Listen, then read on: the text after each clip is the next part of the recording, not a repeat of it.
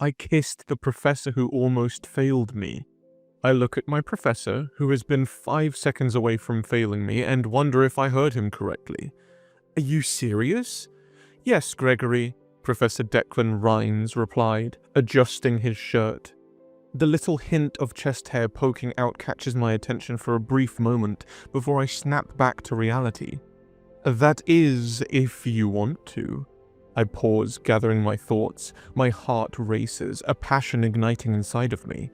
Doing this will open the door to so many questions and possible trouble. I can't deny, however, that Professor Rhines is so sinfully attractive that it's hard to hold back. Why would you offer this? I mean, you clearly like me too, right?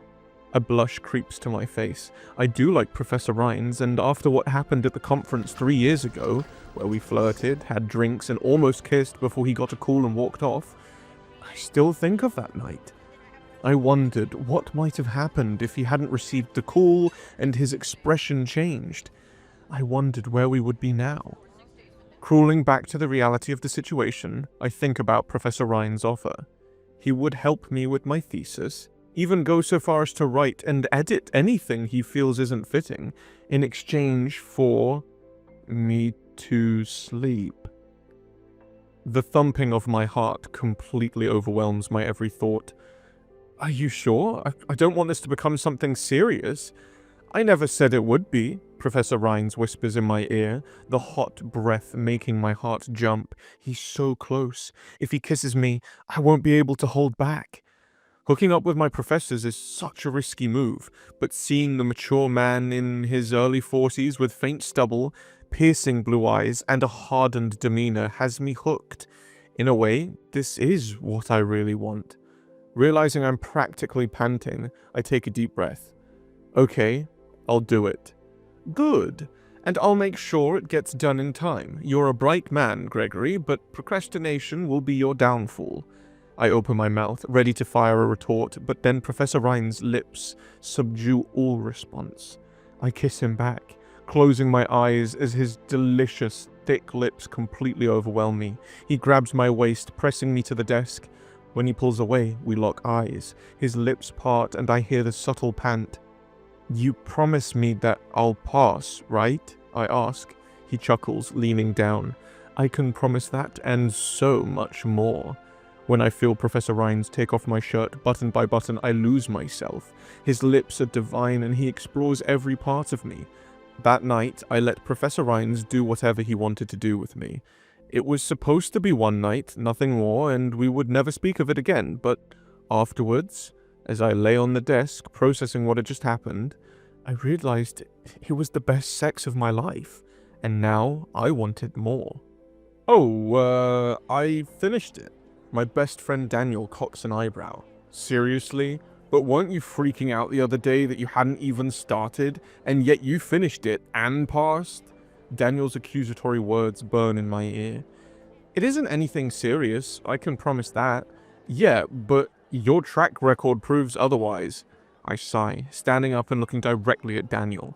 Why are you constantly asking questions? Because I'm your best friend. What changed? A lot of things, making out with Professor Rhines being one of them. I just had a little bit of help from Professor Rhines. The standoffish professor? He's a good guy. Not as bad as you think. I guess, Daniel mutters. Well, I'm just glad that it got done and published. Me too. My thoughts fill with Declan once again. That night changed me, but he never mentioned it afterwards. Was it all in my head? Maybe so. I can't be falling for my professor. He's a nice man and we have good chemistry, but I know the risks. 3 days later, I'm working on my graduate classes. Declan and I keep our distance from each other, but I do appreciate his help and contribution to the thesis. After class, I wait for everyone to leave. Walking towards the desk, Declan looks up, his piercing blue eyes meeting mine. Gregory, is something the matter? Not at all. I just wanted to thank you for your help.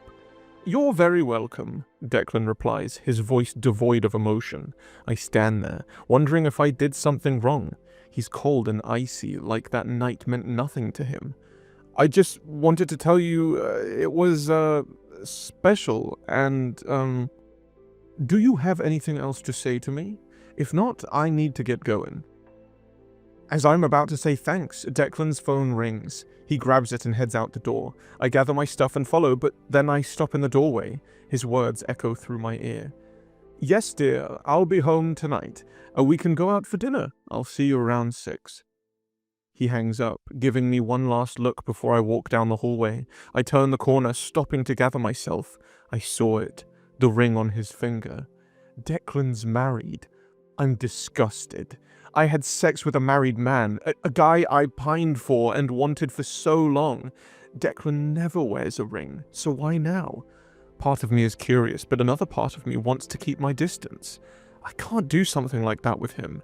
Declan is a great teacher and incredibly attractive, but I'm not a homewrecker.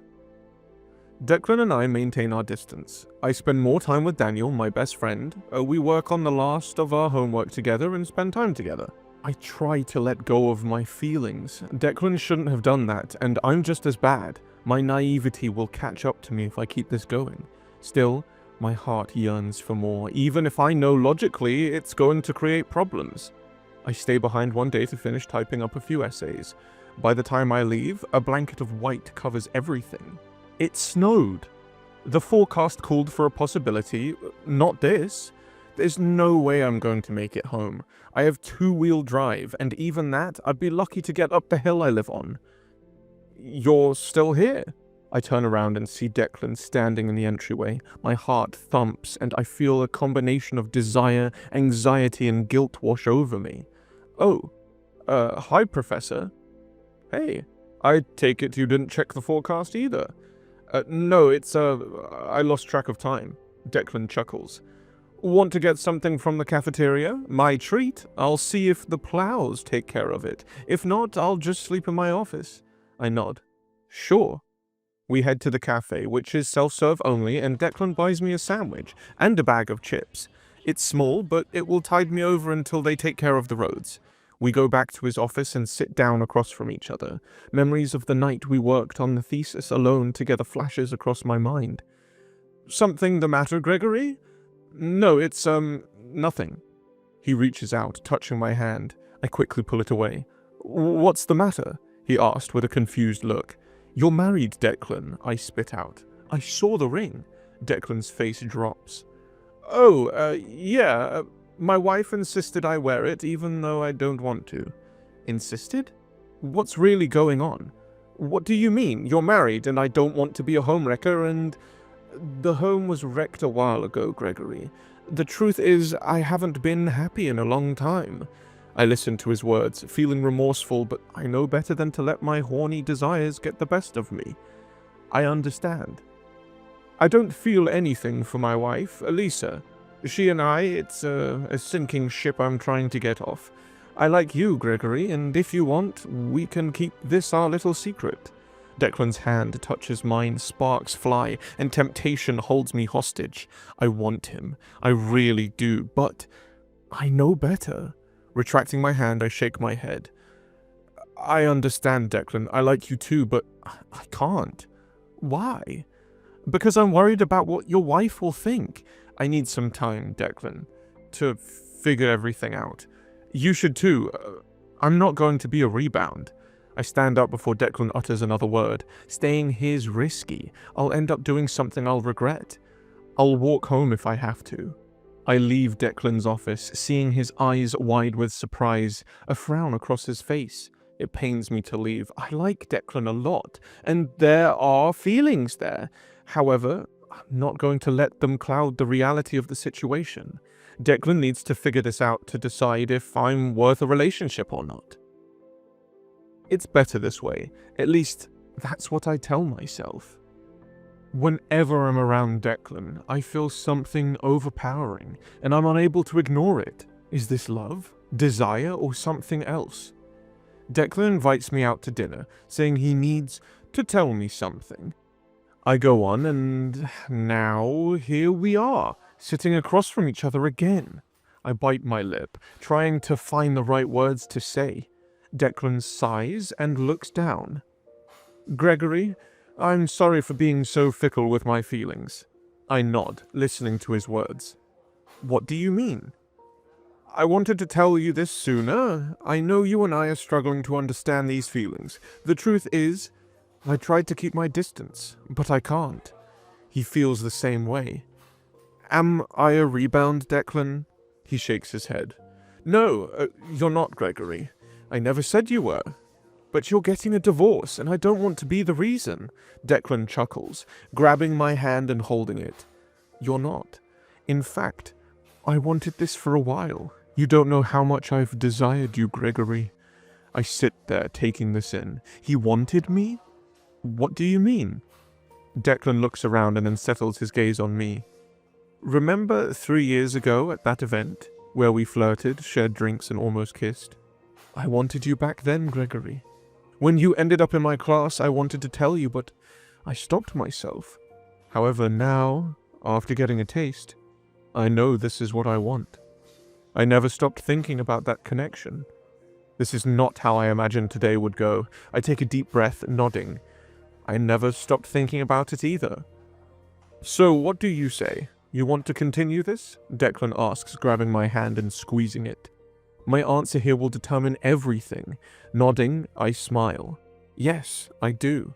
I want you too, Declan. We finish our drinks, and once we leave, Declan pulls me into his arms and kisses me passionately. I kiss him back, lost in the touch of his lips. This is what I want. When he brings me to the hotel and we hook up again, it's different this time. All the attempts to push each other away were for nothing.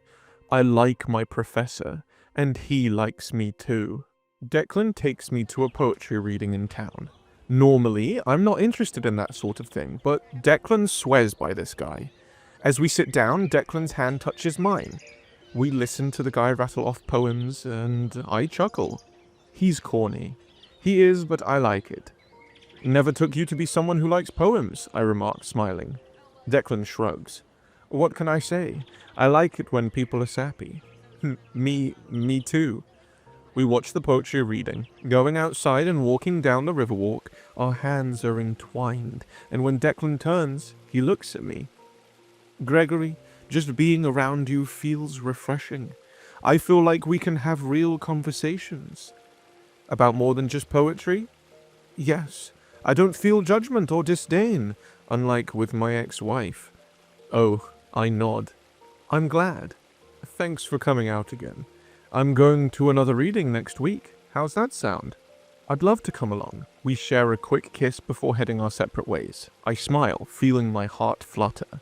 I never thought that Declan and I would relate to each other like that. I kind of like it. Declan takes me to a picnic on the lake. As the boats cross by, I sigh, smiling. I love the view. Me too. It's nice to share moments like this, especially with someone as special as you. Me? Special? Quit selling yourself short, Gregory. You are to me. I feel in a way we understand each other. That's true. Declan opened up a little bit about his interests, including music and records. I told him I also collected records and books. We bonded over that, but I also saw something else. Excitement. This isn't the Declan determined to fail me. No, this is a man eager to listen to everything I have to say, with a glint of excitement. True, and I have some new recommendations I'd love to show you. Oh? Hit me with them, I encourage. We sit on the riverbank, talking about every little thing. Our bodies brush, the excitement drawing closer. I'm starting to feel something for Declan. Is it lust or something more? Declan takes me to the bookstore for a date, where we peruse the shelves together. He grabs a book from an author I love and buys it for me. I smile, my heart fluttering with happiness. How does Declan do it? He is such a gentleman, and yet so strict in class. I have it bad, even though I know that it's dangerous to be out like this. When we get to the counter, I hear a voice. Daniel. Gregory? Oh, hey, Dan. He walks over, seeing me with Declan. You're here with Professor Rhines? Yes, we wanted to pick up some books together. I see. Daniel glowers at Declan, who clears his throat. Do you need something? No, it's just strange seeing you with a student. We are here for purely academic purposes, Declan explains, silencing Daniel. Now, if you'll excuse us. Declan guides me to the counter, where he pays for everything. I stand next to him, feeling the gaze of Daniel on my backside. After paying, we leave. Daniel is gone, but when I get in Declan's car, I see a text from Daniel on my phone. We gotta talk, Greg. I head to Daniel's dorm. The tension in the air is so thick you could cut it with a knife. Daniel's glaring gaze does little to ease the tension. So, what's really going on with you and Professor Rhines? Nothing. We're just working together and... Working together? Cut the crap, Greg. You're going out with him, and he's married. What the hell are you doing? Daniel doesn't understand. Ever since Declan and I finally came to terms with our feelings, we've been all over each other. It's not like that. Oh? Then what is it then? None of your damn business. Daniel folds his arms, shaking his head with frustration. Let me guess, you two are dating, or at least seeing each other. I stand in silence, unable to form the right words. It's all Daniel needs to hear. I see. Daniel, it's not like I wanted to fall in love with him. He's got a wife. Then again, you never realized it either, I guess. What's Daniel getting at? Let's change the subject. There's a new episode of that series you like. I'm actually going to head to bed early. Daniel's words convey one thing. He's upset with me. I don't know what else to say. All right, I'll see you tomorrow. I turn to leave Daniel's house, feeling regretful. Why was Daniel so upset about it? It couldn't be... As I'm about to ask, the door slams shut in my face. Daniel hasn't spoken to me in 2 weeks. It hurts. All I get are ghosted messages. It's not even read either. I sigh, shrugging it off. If this is the way he wants to do things, then fine. Declan and I continue this clandestine relationship, meeting up after class. He helps me with some of my graduate essays, double-checking them and giving input. At the end of the night, it usually ends up with our lips on each other's. How much longer can we keep this up? I begin to wonder. One day, after stopping by Declan's office to give him a quick kiss, I head down the hall. Daniel's over there, talking with Rory, a mutual friend of ours. Does he know? Rory asks, her eyes wide with curiosity. No, I didn't tell him. I'm such an idiot. I thought that with all the time we spend together and the closeness we shared, he might catch on. Rory shakes her head. Guys can be like that. Hence why I stick to girls instead. They usually pose other problems too. I know, Daniel laments. He's got a wife though, the guy he's singing. Ew, a wife? What the hell? Playing homewrecker over here? Rory whispers loudly. The two continue to gossip. I stand there, the apparent realization of what's going on hitting me like a punch to the gut. Daniel likes me. He was upset because he had feelings for me. A part of me wants to feel bad, but it's impossible. I never liked Daniel like that. With Declan, there's a spark, something to share. When I look at Daniel, he's a good friend, but there's nothing much going on. Sighing, I leave the area to gather my thoughts and figure out what to do. We need to talk.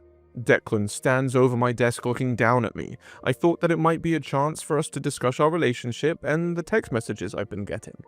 They're anonymous threats, calling me names, telling me I'm a home-wrecking piece of garbage.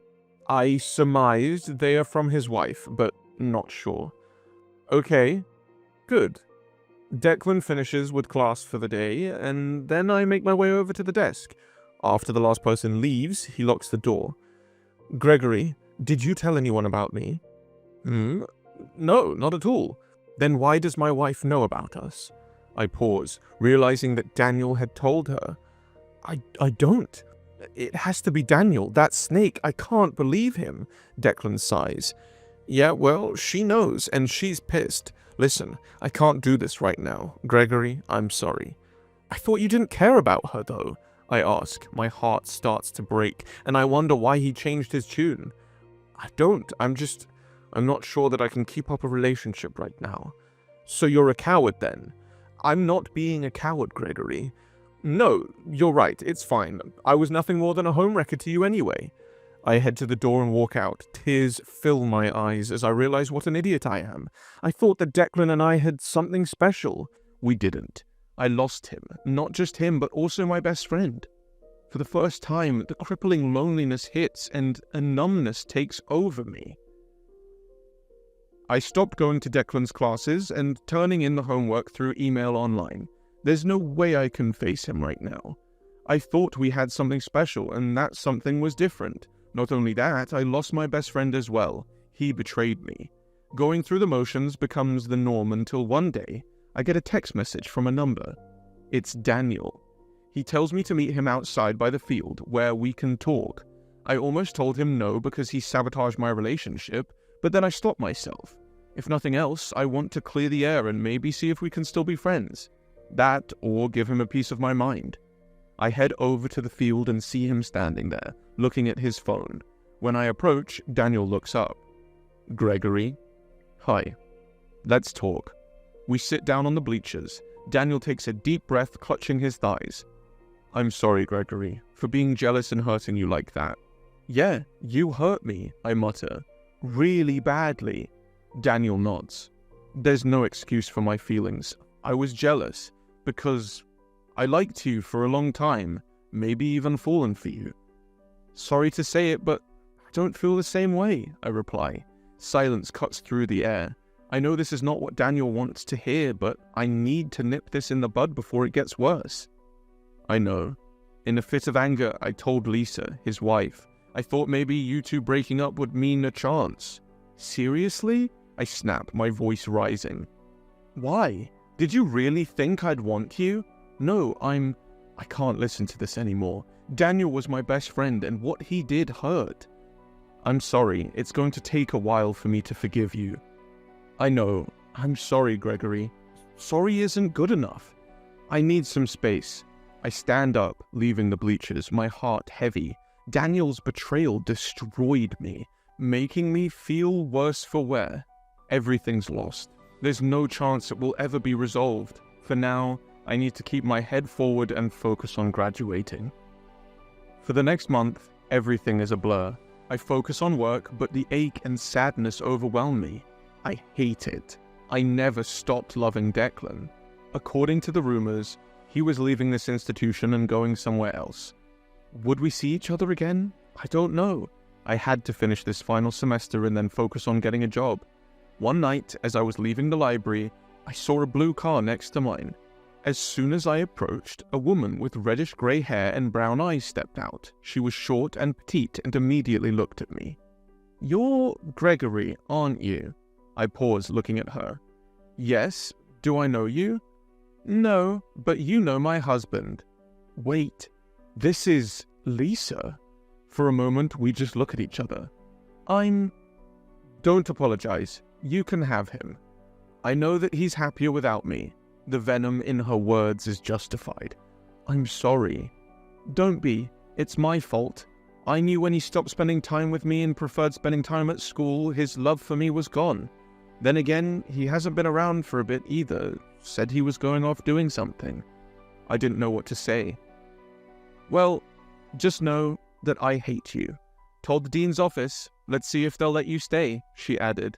Lisa turns and heads back to her car, driving off. Clenching my fists, I take a deep breath. Is there a possibility of another chance? I grab my phone and text Declan, but I get a simple, hey, need some space. I was ghosted again. What's the point? I lost who I'd fallen for, and my best friend. Was it worth it? I don't know. I still have a lot to think about. Time becomes a blur. I try to date, but there's no spark. Rory and Daniel both transferred to different schools, and he still ghosts my text messages. Declan's also distant. I don't know where he's teaching anymore, and it makes me wonder if he's forgotten about me. Maybe he didn't go through with the divorce and is still living happily with his wife. The thought makes me bitter because I feel like I was led on, and it hurts. I cared about him, maybe even fallen for him. The feelings never went away, even when I tried to quell them. The dean knew, but gave me another chance. He told me I was on thin ice and that I was under tight surveillance, not that I cared. My new professor, Professor Simons, takes me to a conference. When we get there, I mingle with the others. Professor Simons gets drunk, and then, as we're discussing my final thesis that I plan to publish for my PhD, he leans in. Your progress has been a marvel to watch, Gregory. It makes me proud to be your teacher. Thanks, Professor. A cute face, smarts, you'll have it all, he muses, leaning in even further. His lips are almost on top of mine, and I freeze. What the hell is he doing? I reach out, ready to push him away when... Ah, there you are, Gregory. I was looking all over for you. That voice. Look to my right, seeing Declan hovering over me. He reaches for my hand, grabs it, and pulls me into his arms. Professor Simons looks over, eyes wide with surprise. What are you doing? He's mine. I suggest you back off. Declan whisks me away from there. I follow, my heart racing at the speed of light. He came back. After all this time, he came back. Does that mean... My head swirls with thoughts about the potential of what's to come. Declan and I are alone again, except this time, he doesn't stop touching me. I look down, not seeing the wedding ring anymore. I'm sorry, Gregory. I know that I hurt you, pushed you away, and refused to face my feelings. I can't forgive you for this, Declan. You left me. I know, Gregory. I had my reasons. Like what? I snapped. What kind of justifiable reason would there be for him to just disappear like that? He looks up, the vulnerability on his face a contrast to his normal stoic expression. I had to fix things. My wife and we had issues during our divorce procedure, not to mention the dean. He was pissed and I had to fight to not have the termination on record. My face softens, but the frown remains. Still, you could have told me. I didn't want to ruin things. I told myself that when I was ready to confess, I'd come back, which I am now. Declan takes my hand and holds it, looking up at me. I feel bad for leaving, Gregory. You don't understand. It killed me every night not to come to you. Hesitating, I nod. It hurt me too, but if you do feel bad, I do. And during that time, I tried to forget, but I never did. I've fallen for you, Gregory. Am I supposed to forgive you? No, not at all. If there's a chance you can forgive me, I would love that. I know I was horrible to you, but I got so caught up in my feelings of regret that I didn't feel ready to show my face until I could no longer stay away. I hesitate. Part of me wants to be bitter. I look away, biting my lip. All of the emotions I pushed away for so long came back with a vengeance. You promise not to leave me again, right? Pinky swear, he replies, extending his hand. A smile creeps to my face. I take his hand, holding it tightly before Declan holds me in a tight embrace. I love you, Gregory, and I promise this time I won't leave. Better keep it. Declan closes the gap, and soon our lips touch. Sparks fly, and I eagerly kiss him back. He pulls me into his lap, and then, as our lips and tongues explore each other, I moan. Of course. This is where I want to be, in his arms and with his delicious lips on top of mine. Declan and I move in together. I graduate and get a job as a museum curator. We are in love, but after the divorce, we never hear from Lisa again. Eventually, Daniel comes back. He apologizes and I forgive him. It takes a lot for me to forgive, but I know we can overcome this. He's got a boyfriend now, and we're all happy. Would you have kissed Declan if you were in Gregory's position? Let us know in the comments. Thanks for watching. Consider subscribing to become a part of our Rainbow Force, and stay wholesome.